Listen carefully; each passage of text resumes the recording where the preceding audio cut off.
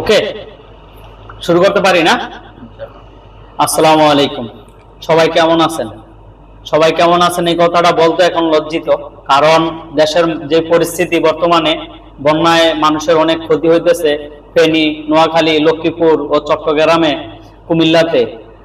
তো আমি প্রবাসী একজন, আমি আপনাদের উদ্দেশ্যে একটা কথাই বলতে চাই, সেটা হচ্ছে এখন যারা চট্টগ্রামে আছেন, যারা ফেনীতে আছেন, যারা কুমিল্লাতে আছেন, যারা নোয়াখালীতে আছেন, তাদের উদ্দেশ্যে একটা কথা বলি। দেখেন ভাই, আগে মানুষকে বাঁচান, তারপরে প্রাণ দেওয়া যাবে।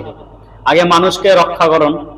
আর দ্বিতীয় কথা হচ্ছে, আমি চাঁদপুরের উদ্দেশ্যে একটা কথা বলি। দেখেন, চাঁদপুরে অনেক নৌকা আছে, অনেক স্পিড বোট আছে। তাদের উদ্দেশ্যে একটা কথাই বলতে চাই, দেখেন ভাই, যার যতটুকু সামর্থ্য আছে এতটুকু নিয়েই যান, মানুষকে বাঁচান। একজন মানুষকে বাঁচাইতে পারলে আল্লাহ অনেক খুশি হবেন।